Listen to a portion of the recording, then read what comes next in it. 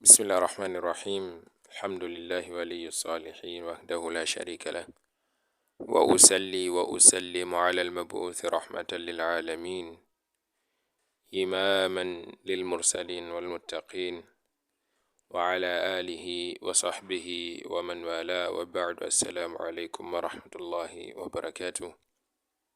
Durant cette courte durée, nous présenterons les personnes concernées par le jeûne du mois de Ramadan. Dans l'islam, les cultes ont leurs conditions pour être acceptés par le Tout-Puissant Allah, y compris le jeûne. Le jeûne étant un culte, le jeûne aussi a ses conditions, dont la première est l'islam.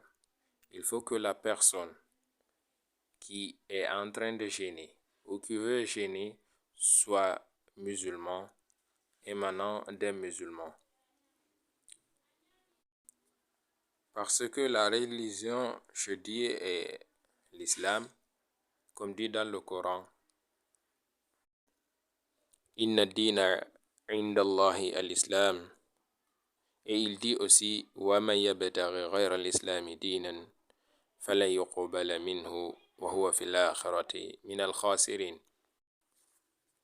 Dans Surat Al-Imran, verset 19, Dieu dit, certes, la religion acceptée d'Allah, c'est l'islam.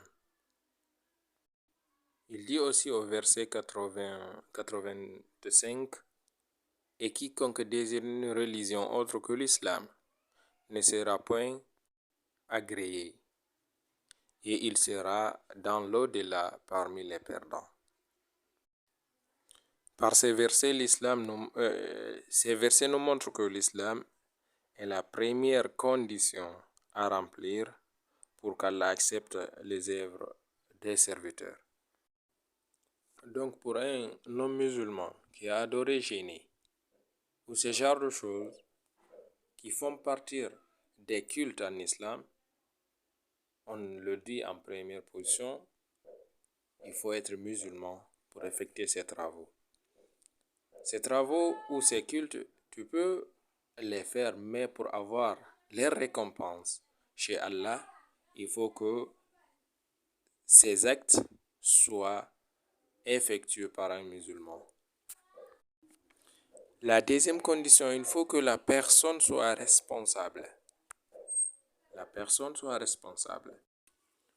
Contrairement aux enfants et aux inconscients, c'est-à-dire aux personnes qui n'ont pas leur mentalité, les fous, ne font pas partir parce que ce ne sont pas des personnes responsables. On dit les personnes responsables sont des adultes et les saines d'esprit, c'est-à-dire les personnes qui effectuent le jeûne en connaissant le jeûne et ce qui encombre le jeûne. Nous verrons ce quoi les adultes et une personne de sain esprit.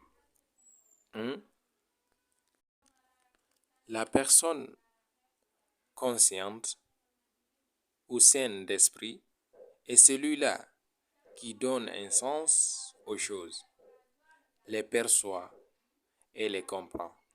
Celui-là est une personne qui doit jeûner. On dit conscient pour exclure les fous ou les personnes âgées de telle sorte que la conscience est presque n'est plus intacte. C'est-à-dire, ces personnes sont devenues comme des bébés, des bambins.